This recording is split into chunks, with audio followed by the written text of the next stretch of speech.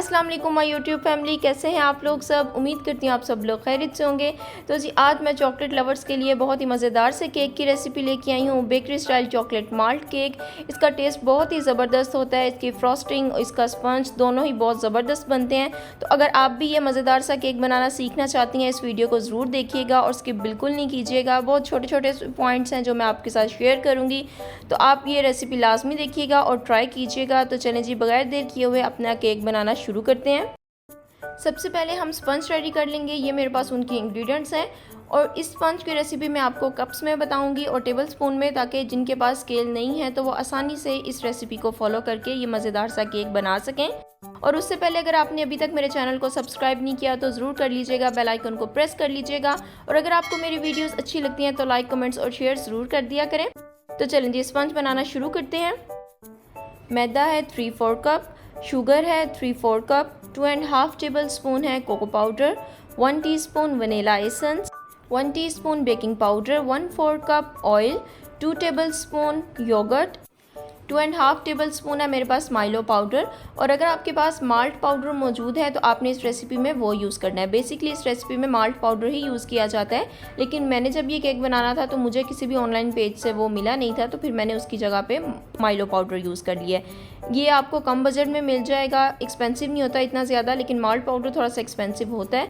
तो आपके पास दोनों में से जो भी अवेलेबल हो आप वो इसमें यूज़ कर लीजिएगा। इसकी फ्रॉस्टिंग में भी माइलो पाउडर यूज़ होगा और इसके स्पंज में भी। तो अब हम बीटिंग स्टार्ट करते हैं। सबसे पहले हमने ड्राई इंग्रेडिएंट्स जो सी हैं उनको छान के एक साइड पे रख लेना है। फुल स्पीड पे आपने अंडों को बीट करना है। तब तक इसको बीट करना है जब तक कि इनका वॉल्यूम डबल ट्रिपल ना हो जाए और ये लाइट क्रीमी ना हो जाए। और अगर आपको इसका स्पंज जो सा है उसका कलर थोड़ा सा लाइट बनाना है तो आप इसमें कैडबरी कोको पाउडर भी डाल सकती हैं अगर आपके पास मौजूद है तो। लेकिन मैं यहाँ पे जो नॉर्मल रेगुलर कोको पाउडर आता है मैं वही यूज़ कर रही हूँ।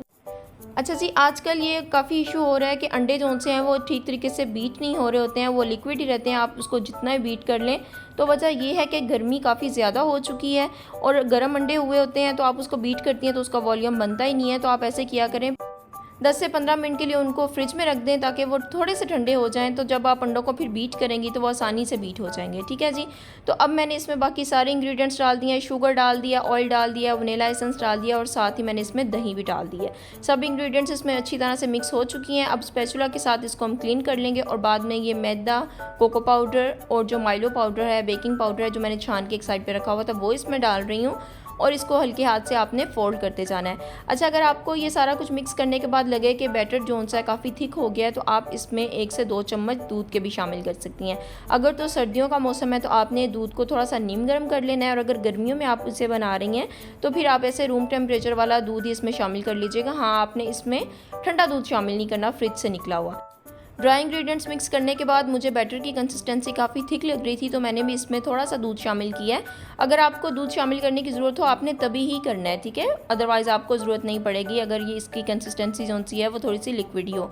अब मैंने देखें इसमें जैसे 1 टेबल स्पून दूध का शामिल किया है तो मुझे इसकी कंसिस्टेंसी बिल्कुल सेट लग रही है, तो मैंने इसमें मज़ीद शामिल नहीं किया। अब मैं इसको 6 इंच के ग्रीस मोल्ड में डाल रही हूँ। बटर पेपर मैंने इसके अंदर लगाया हुआ था। अब मैं इसको बेक होने के लिए रख दूँगी 180 डिग्री पर। आपने इसको बेक कर लेना है, 25 से 30 मिनट में ये रेडी हो जाएगा। और ये रेसिपी आप पतीले में भी बना सकती हैं, बेफिक्र होकर बनाया करें। ये ज़रूरी नहीं होता कि ओवन नहीं है तो आप बेकिंग नहीं कर सकती, पतीले में भी हर रेसिपी जो सी है बहुत ज़बरदस्त बनती है। ये देखें जी, स्पंज हमारा बेक हो चुका है, इसकी सॉफ्टनेस देख लें कितना ही ज़बरदस्त बना है। अब हम इसको ठंडा होने के लिए रख देंगे, तब तक कि हम इसकी फ्रॉस्टिंग रेडी कर लेते हैं।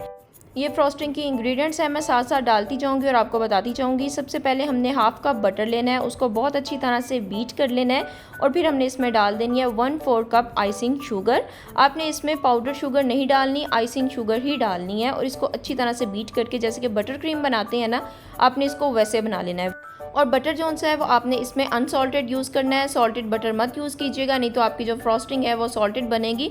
और जो आपको मार्जिन वगैरह मिलती है वो भी आपने इसमें यूज़ नहीं करनी, डेयरी का बटर जो सा है वो आपने इसमें यूज़ करना है। तो देखें जी, बटर और आइसिंग शुगर अच्छे से मिक्स हो चुकी हैं। अब मैं इसमें डाल दूँगी क्रीम चीज़। और क्रीम चीज़ आपने वो जो लिक्विड वाली मिलती है स्प्रेड, आपने वो नहीं डालनी है। जो टब पैकिंग में आती है थिक वाली क्रीम चीज़ आपने इसमें वो शामिल करनी है। स्प्रेड डालेंगी तो उसका टेस्ट भी बहुत ही सॉल्टी होता है, तो आपकी जो ये फ्रॉस्टिंग है वो सारी ख़राब हो जाएगी। बस आपने इन चीज़ों का ख्याल रखना है कि बटर भी आपने अनसॉल्टेड डालना है और जो क्रीम चीज़ है वो भी आपने जो उनसी कम सॉल्ट वाली होती है वो इसमें शामिल करनी है। अब मैं इसमें डाल रही हूँ कोको पाउडर और माइलो पाउडर, वो डाल के आपने इसको पहले स्पैचुला के साथ मिक्स कर देना है। नहीं तो अगर आप इसमें डायरेक्ट बीटर चला देंगी तो जो पाउडर है वो उड़ेंगे और वेस्ट होंगे, तो आप इसको पहले मिक्स कर लीजिएगा। तो चलें जी, अब सारी चीज़ें इसमें मिक्स हो चुकी हैं। अब मैं इसमें डाल रही हूँ 1/4 cup dark compound melted chocolate. ठीक है, इसमें totally half cup melted chocolate जाएगी, लेकिन सबसे पहले इसमें मैं 1/4 कप डाल रही हूँ और इसको मिक्स कर रही हूँ और इसके अंदर डाल दूँगी फिर विप की हुई क्रीम। और क्रीम जौन सी है वो आपने पहले 3/4 कप क्रीम मेजर कर लेनी है, मेजरिंग कप्स में डाल के फिर उसको बीट करना है। ठीक है जी, ये नहीं करना कि आपने बीट करने के बाद उसका वेट कर रही है, नहीं, आपने लिक्विड क्रीम लेनी है, उसको बीट कर लेना है और वो इसमें शामिल करेंगे। 3/4 कप ये लिक्विड क्रीम थी, उसको मैंने बीट किया और इसमें डाल रही हूँ।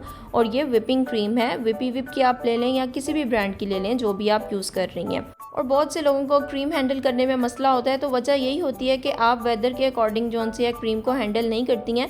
अगर फुल गर्मियों में आप काम कर रही हैं तो आप कोशिश किया करें कि जिस भी बर्तन में आप क्रीम बीट कर रही हैं तो उसके नीचे बर्फ़ रख लें और किचन में बिल्कुल भी काम ना करें, क्योंकि किचन का टेम्परेचर बाकी कमरों की निस्बत काफ़ी गर्म होता है और हम उसमें ही खड़े होकर काम कर रहे होते हैं, तो क्रीम जो सी हमसे हैंडल नहीं हो रही होती है। अगर आपके पास एसी की सहूलत मौजूद है तो आप एसी चला के काम कर लिया करें, अगर नहीं है तो आपने क्रीम के नीचे बर्फ़ लाजमी रखनी है।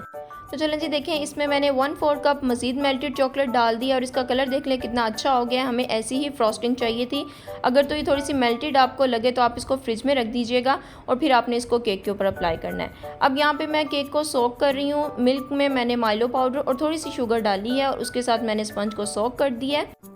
क्रीम की लेयर लगाएंगे और इसकी फिलिंग में कुछ भी डालने की ज़रूरत नहीं है, इसका टेस्ट वैसे ही बहुत ही मज़े का होता है, कोई एडिशनल चीज़ इसमें ऐड करने की ज़रूरत नहीं पड़ती है। ठीक है, और अगर आपको लगे कि आपकी फ्रॉस्टिंग जो सी है वो मेल्ट हो रही है, सॉफ्ट हो रही है, तो आपने परेशान बिल्कुल नहीं होना। इसको आप बस फ्रिज में रख दीजिएगा तो ये खुद ही सेट हो जाएगी। बहुत ज़्यादा देर भी फ्रिज में नहीं रखिएगा क्योंकि हमने इसमें मेल्टेड चॉकलेट डाली है, बटर डाला है, तो वो इससे हार्ड हो जाएगी। ठीक है, बस आप इसके नीचे बर्फ़ का एक कटोरा रख दीजिएगा तो आपकी फ्रॉस्टिंग जो सी है बिल्कुल सेट रहेगी।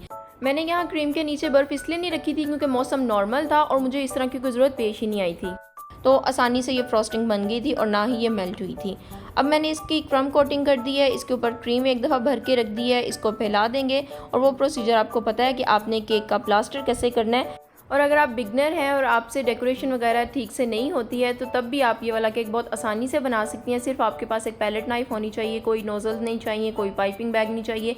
बस आपने क्रीम के साथ केक को कवर कर देना है, पैलेट नाइफ़ के साथ या किसी भी स्क्रैपर के साथ इसको नीट कर लीजिएगा और बाद में इसको पैलेट नाइफ़ के साथ ही हम एक प्यारा सा इफ़ेक्ट दे देंगे, एक डिज़ाइन बना देंगे जो कि आप भी आसानी से बना सकती हैं। देखिए जी, क्रीम मैंने सारी लगा ली है। अब जो सिम की जैकेट होती है ना, मैं सिर्फ देखें उसी के साथ ही इसको नीट कर रही हूँ। इसके साथ केक की जो साइड्स हैं वो बहुत ही ज़बरदस्ती स्मूथ हो जाती हैं।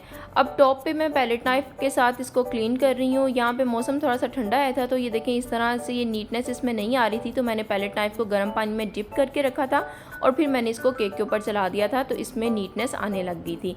अगर इस मौसम में आप बनाएंगी तो इस तरह का कोई मसला पेश नहीं आएगा, मौसम वैसे ही गर्म है तो ये आसानी से इसमें नीटनेस आ जाएगी।